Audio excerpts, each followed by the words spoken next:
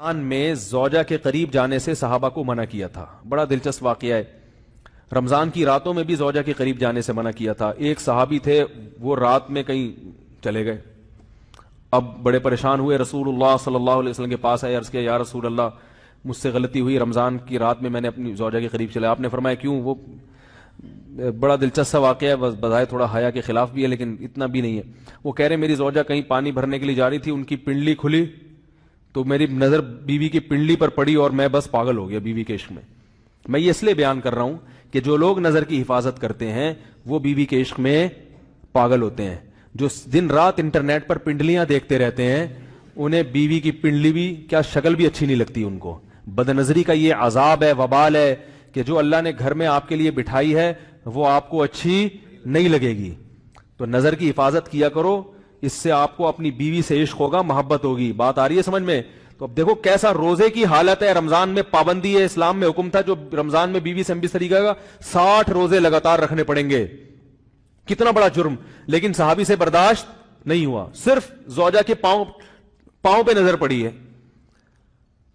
تو وہ کیسے بیوی سے محبت کرتے ہوں گے اور وہ بیوی کے بغیر رہ سکتے ہوں گے.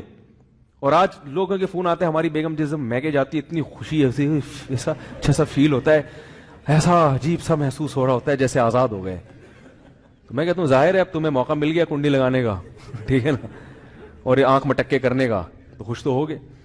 تو یہ بھی ایک عذاب ہے جو لبرل لوگ نے جس عذاب میں ڈالا ہوا ہے نا، اس میں عورت کے حقوق نہیں ہے. عورت کے حقوق نظر کی حفاظت میں اور عورت کے پردہ کرنے میں ہے. جب مرد باہر نکلے گا سب پردے میں ہوں گی تو آئے گا کس کے پاس؟ بیگم کے پاس ہی آئے گا. تو اتنے منہ کالا کرنے کے راستے کھول دیے ہیں تو ظاہر ہے پھر کامیاب ازدواجی زندگی نہیں ہوتی. تو نبی کے پاس آئے، عرض کیا یا رسول اللہ میں برداشت نہیں کر پایا. تو آپ مسکرا دیے. تو وہ نبی کے پاس گئے، یا رسول اللہ ایسے ہوا، مجھ سے غلطی ہو گئی. تو آپ نے فرمایا کیوں؟ فرمایا ایسا ہو گیا تھا. تو آپ صلی اللہ علیہ وسلم نے فرمایا 60 روزے رکھو لگاتار.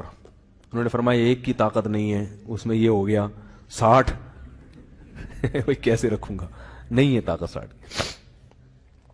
آپ نے فرمایا ٹھیک ہے پھر 60 غریبوں کو 2 ٹائم کا کھانا کھلاؤ.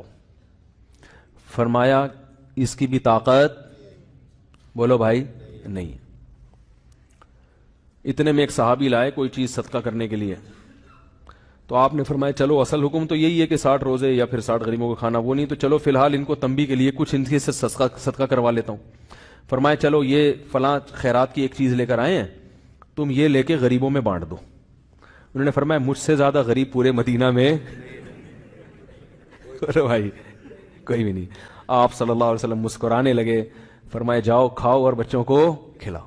واہ بھائی غلطی بھی ہوئی اور گھر میں راشن بھی آ گیا.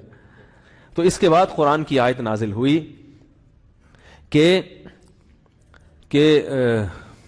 احل لکم لیلۃ الصیام الرفث الی نسائکم ہن لباس لکم وانتم لباس لہن علم اللہ انکم کنتم تختانون انفسکم فتاب علیکم وعفى عنکم فالآن باشروہن وابتغوا ما کتب اللہ لکم. فرمایا اللہ کو پتا ہے کہ تم اس حکم پر عمل نہیں کر سکتے، لہذا رمضان کی راتوں میں تمہیں اپنی بیوی کے پاس جانے کی اجازت ہے، لہذا ان کے پاس جایا کرو اور اس اولاد کو تلاش کرو جو اللہ نے تمہارے مقدر میں لکھ دی ہے. قرآن جہاں بھی بیوی سے ریلیشن قائم کرنے کی بات کرتا ہے اولاد کا ذکر لازمی کرتا ہے.